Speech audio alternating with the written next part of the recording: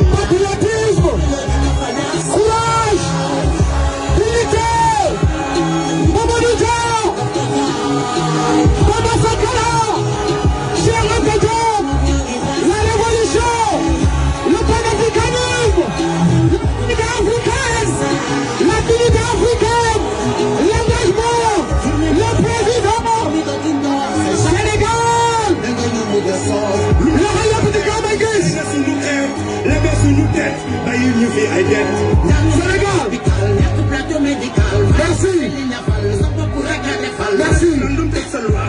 Merci. Merci. Merci. Merci. Président Ousmane Sonko.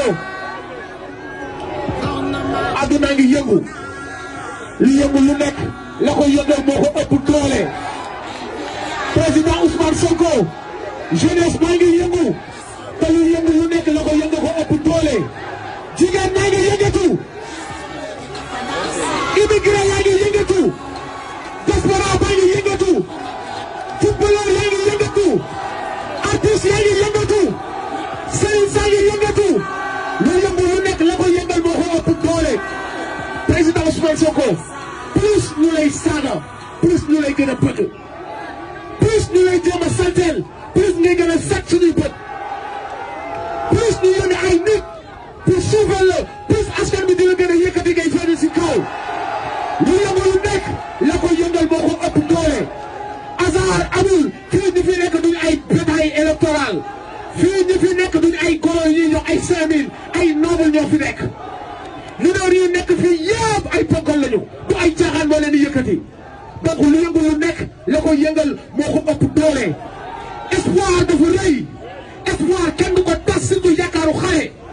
musuñoo am loo xam ne ñoo ko tànnal suñu bopp. saytu ko xool ko posé ko xool ci biir ci biti ba tànn ko. dafa am loo xam si dañu koo gis mu doy ñu tànn ko xool ko saytu ko. indi nga la ñu doon xaar ci wàllu politicien bu noble bu digne koo xam ne dafa ñëw pour yee la jeunesse sénégalaise dafa ñëw pour yee la jeunesse africaine. du hasard loxo yëpp ci kaw pour le président le détruise le révolutionnaire l'honorable le propre le courageux président Ousmane.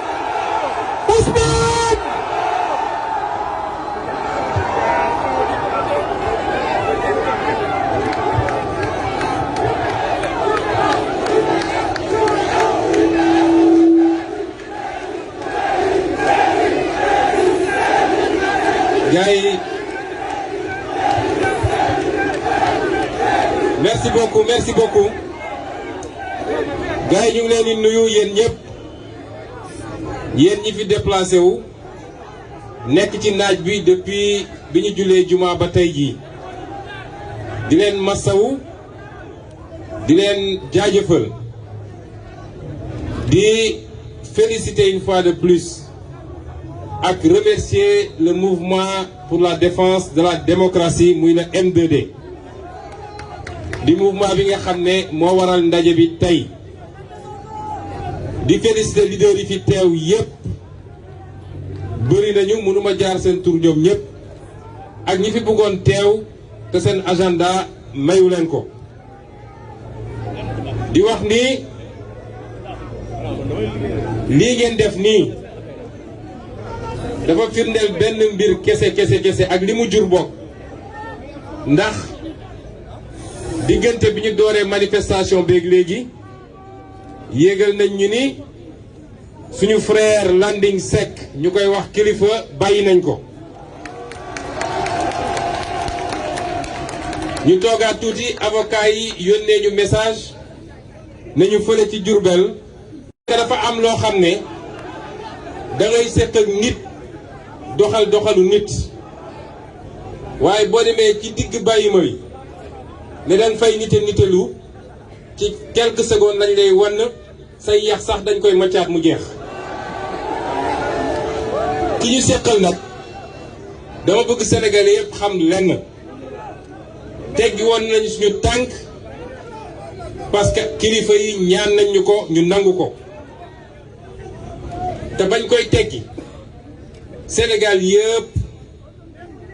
àdduna yépp seede woon na ni waa ji suulu woon na ba noppi buñ ci tegoon ñaari fan mu jël avion dem Côte d'Ivoire ñaari fan kilifa yi ñaan ñu ko ñu nangu ko ñu jàppoon nag ni bu doon ab nit lañu amal affaire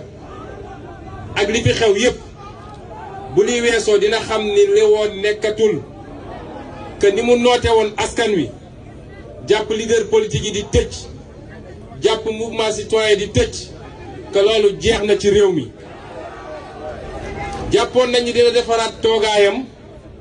xam ni ñaari at ak genn wàll yi ko fi dese war naa xool nu muy defaree ba génn ci génn bu xaw a tane ndax génn gu rafet mëntu fee am. L'histoire retiendra que li ñu mës a am ci président de la république yëpp li ñu mës a am ci président de la république yëpp l'histoire retiendra que mooy li ci yées kon bu lii amee mu génn ci te yàlla xam na ni jaaxle woon na ba ni Sénégal di toll yëpp te moom mu ne mooy président de la république périmètre am weesuwul woon Mermoz palais de la république te ay chars de combat ñoo ko doon escorté waaye Sénégal yëpp a seede bi mbir weesoo ba léegi ñun li ñu diglante woon ak kilifa yi ñun wàccoo nañu ak ñoom ndax boobu ba léegi ñu ngi ne tekk tekkaaral kenn dégguñu ñu wax kenn dégguñu ñu xuloo kenn dégguñu ñu saaga kenn dégguñu ñu xeex waaye njéeréeram yooyu nga xam ne ñoom ñëpp bi mbir mi jaxasoo ñi ngi woon ci sous-sol yi ñi dem tëju ci hôtel yi ñu libéré leen ñu dem wër plateau yëpp xëyee saaga gontoo xaste ak di menacé moom ci boppam nee na yéeyaa yooyu ma ngay def tournée politique mu naan tournée économique jël ay centaines de millions yoo xam ne suñu alalu réew la ñun ak ay oto yoo xam ne suñu oto réew la ak carburant boo xam suñu carburant réew la dem di yëpp ay car rapide ak ay njegejaay pour dajale ay nit nee na pour dalal xelam defe naa su dee dalal xel rek la bëgg am na ay bërëb yu tudd dalal xel diggante Thiès ak Fatick fa la war a dem tëddi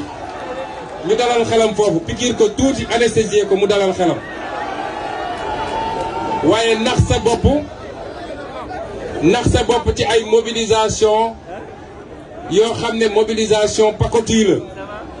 la am na pancarte bu ma liir fii sànq waa ji na ko yëkkatiwaat lu mu ci bind am na bu ma liir fii sànq dafa ne ni importé ni loué mais toujours présent ou quelque chose comme ça fii importé wuñu fi kenn amul kenn koo xam ne da nga jaar cordon douanier ñi fi ñëw ñëpp ñoo ñëwal seen bopp te suñu teeloon préparé lii ndax yéen ñëpp gis ngeen ni démb la ñu doog a woote démb buñ ko teeloon préparé place bi fees na dell fi mu toll nii waaye gëm naan suñ ko teeloon préparé dina dem ba BCEAO loolu nag avertissement la ni loué ni importé mais je suis là ku fi nekk rek lii moo la fi andi di nax sa bopp nag di nax sa bopp dem jël ay nit yoo xam ne fukk yoo ci jël juróom-ñett yi ànduñoo ak yow waaye comme dangaa ndóolal réew mi ba nit ñi sonn koo ñoo jox 2000 francs teg oto mu yéeg dem mu ne day dalal xelam waaye li gën a yéeme du lool de fu mu dem taxaw tëkku Sénégalais yi fu mu dem taxaw tëkku Sénégalais yi te bi mu jaaxle ba jaaxle moo woo kilifa diine yëpp ne leen wax leen wala làmbaay ñaaw nit dangay am jom nit dafay am jom ñàkk jom weesuwul bi ñu lay lamb yu métti yaa ngi tëju fi nga tëju fu ne nga woote fa wàllu bi ñu demee ba may la tuuti oxygène nga ñëw di tëkku nit ñi di leen menacer waaye ma dalal xelu Barthélémy Diaz li ma waxoon waxaat ko Macky Sall tuuti na torop ci teñu ñun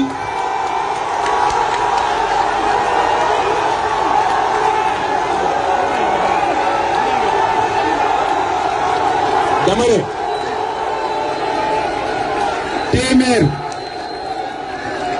ne téeméer yu mel ni Macky Sall boo leen dajee woon ma wax la ko Barthélémy Dias tuuti na pour tere ñu ñun ñu mën a nekk candidat ci bépp élection bu ñu bëgg a nekk candidat.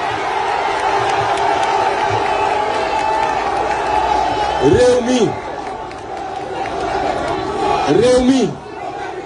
may leen ma rek ma yeggali parce que 19h lañ ñu may te dañu bëgg a nekk ñu discipliné dama ne réew mi benn sénégalais rek laa xam ni tey ñëpp xam nañu dootul doon candidat ci réew mi te sénégalais boobu dafa am tur am sant mooy kan benn sénégalais la amul beneen moom la ñu am firnde bu leer nañ ni réew mi dootu fi nekk candidat wala dina dox suñu kaw cadavre pour nekk candidat ci réew mi kon ñu wax leen ni état de grâce bi jeex na te dafa am loo xam ne dootuñu ko nangul kenn moom mënul jël suñu alalu réew jël suñuy oto jël suñu force de sécurité di lambari ci biir réew mi ba pare rek dinañu tere ñun ñuy def suñuy daje loolu dootu fi am. Kaolack laa jóge sànq bu ma demee nee nañu préfet Kaolack nee na tant que moo fay préfet manifestation du fa am.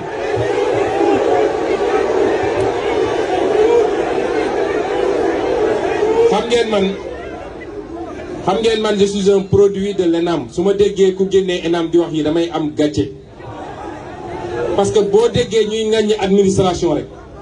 boo déggee ñu naan un petit fonctionnaire de rien du tout rek genre yi moo tax. lan moo waral un préfet qui est là payé par le peuple recruté par le peuple naan li constitution bi may peuple bi moom préfet moo koy xañ peuple bi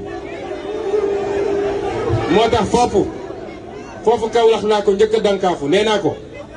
dinañ ñëw def un rassemblement national à Kaolack te bu soobee yàlla ci lu soriwul dara waaye waxoon naa ko lenn nee naa leen rassemblement boobu bu ngeen déggee kilifa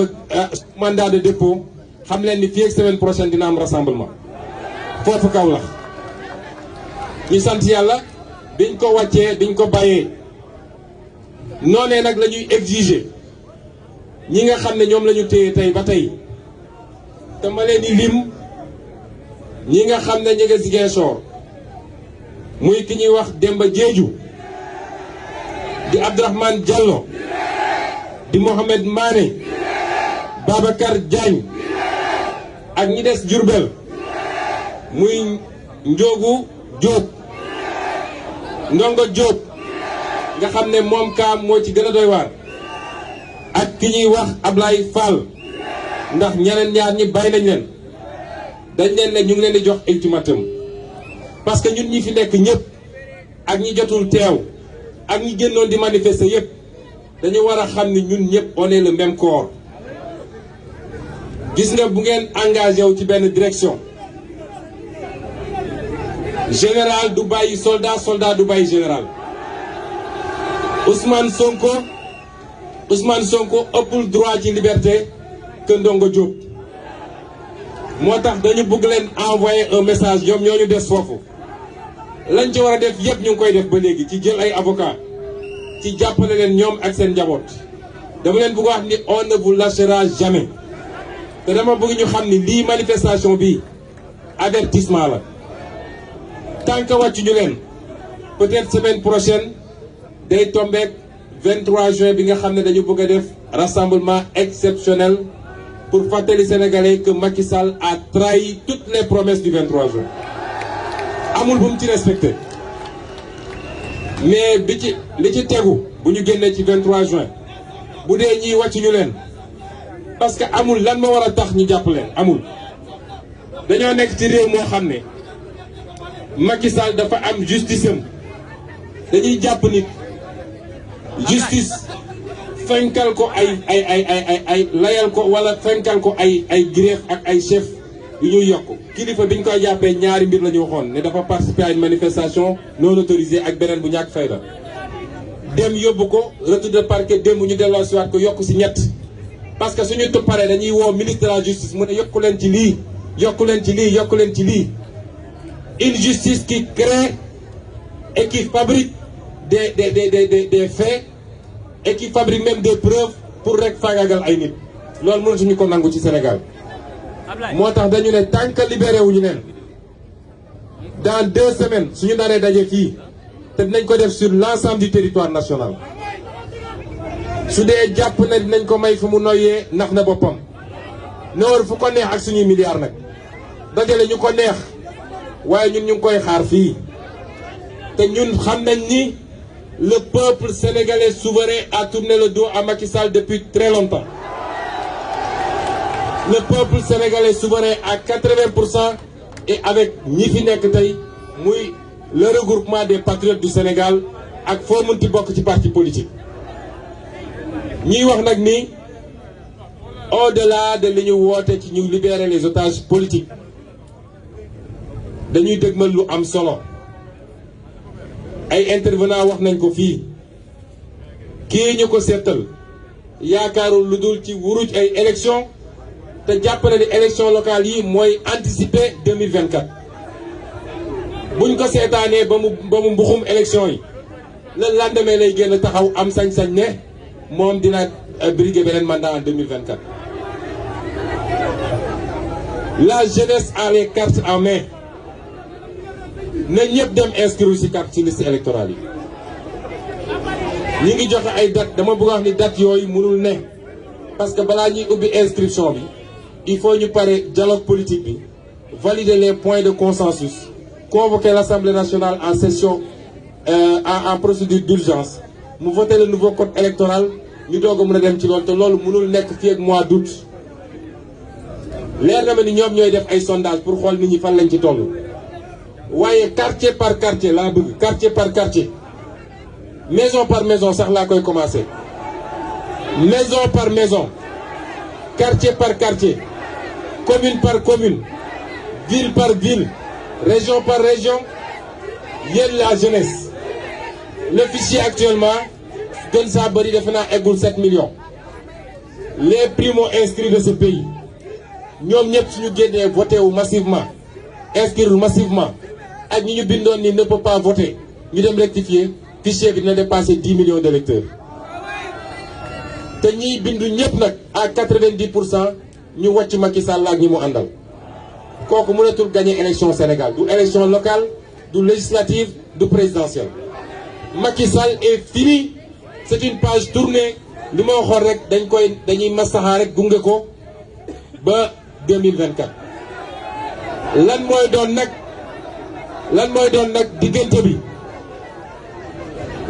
diggante bi ma ngay dépendre ci moom ñun jàmm rek lañu woote nit ñi wax nañ ko fii te wane nañ ñu nitu jàmm lañu toog naa kilifa mu fàttali ma li nga xam ne ci diine wala ci diine islam bi ñu gën a xam ñun ñii ni du lu ñuy doo jóg dem attaquer waaye am nga sañ-sañu défendre ñun dañoo défendre ba léegi te li fi amoon ba tax ñu défendre bu amoon dinañ défendre nu ko raw téeméeri junni yoon kon moom mooy nekk nit ñi ànd ak moom nekk nit mu bëgg ñu woo ci leneen nag dinañu fekk ci loolu su yaakaaree nag day dalal xelam ci tournée ak recruter ay 3000 policiers 3000 gendarmes dem ñu jox ko ay armes mu ñëw su jàppee ni loolu mun na téye un peuple ndax na boppam rien ne peut retenir un peuple déterminé régime algérien moo ko ëpp doole fuuf ëpp ko jumtukaay Kadhafi ko ëppoon doole fuuf ëpp ko jumtukaay ak beneen Omar El Béchir bi nekk Soudan moo ko ëppoon doole fuuf ëpp ko jumtukaay keneen ak keneen mais un peuple souverain bu jóg ne doyal na te ñi mu yaakaar ñëpp nag ci peuple bi la ñu bokk policiers yi ci peuple bi la ñu bokk gendarme yi ci peuple bi la ñu bokk la ñuy dund ñoom jafe-jafe yi ñuy dund la ñuy dund kon su dee loolu lay naxee boppam xam ne ni juum na kon ñu leen di woowaat ay menaces am yëguñu ko ñun on n'a pas de leçon à recevoir d'eux nee na terrorisme waaye le seul terroriste mooy ci ku dem recruter ay nervi ñu dem di tirer ci ay xale ba rey ci 13 kooku mooy terroriste. nee na des gens qui sont soutenus par l'étranger ñëpp xam nañ ni le seul boo xam ne préfet étranger la nga xam ne lu am day daw dem jëli ndigal taal avion def ci suñu kérosène jël ndigal ñëw yéen xam ngeen mooy kan léegi nag nee na respect des institutions waaye ñun fii la ñu newoon bi muy taxaw naan on va déloger Ablaye Wade ñun waxaguñu loolu kooku su ñëwee ne moom daf ñuy jox ay conseils est-ce que loolu yelloo na ci moom. léegi nag bi ko desee mooy nee na comme dafa jël xaalis wasaare ci lu bëri ci ay organes de presse heureusement qu'il y a encore des organes indépendants et dignes mu dem wasaare ko ne leen seen mission mooy saa yu ngeen xëyee wax leen lu bon ci Ousmane Sonko waaye plus ñuy wax plus Ousmane Sonko di am bay ci Sénégal.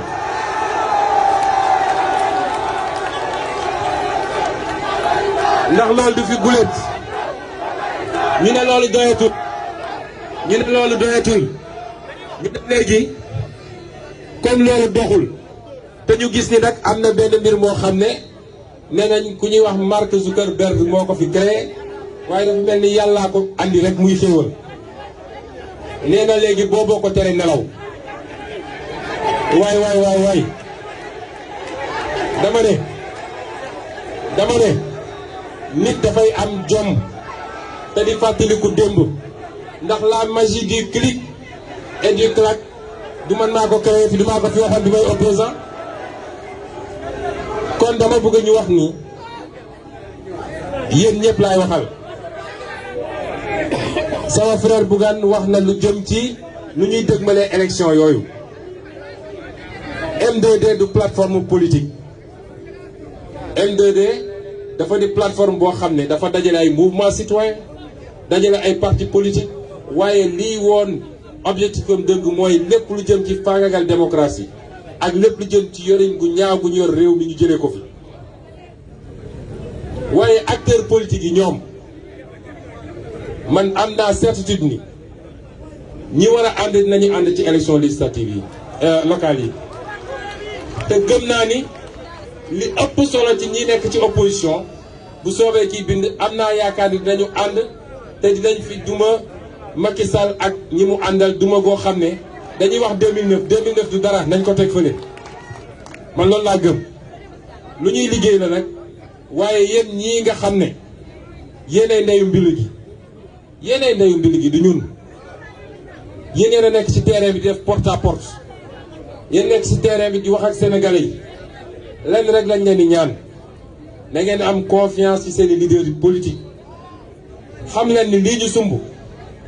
te ñu daj ci lu ne te ñu ñàkk ci lu ne duñ ko mus a tayle duñ ko mus a yàq duñ ci mus a def loo xam ne lu koy yàq la loolu rek laa leen ñaan li ci des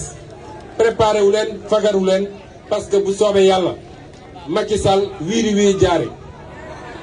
xam nga leen am na ko wax léegi tappale yi muy def yëpp jaru ko parce que wàcc daanoo ci gën a gaaw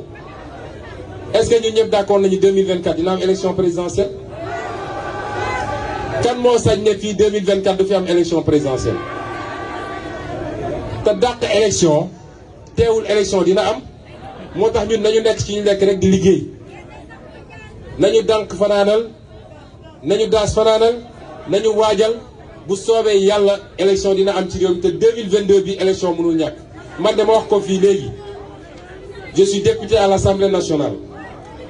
j'ai été élu au mois de juillet 2017 au mois de juillet 2022 ma delloo leen seen caabi oto delloo leen seen carte je ne serai plus député dans ce pays.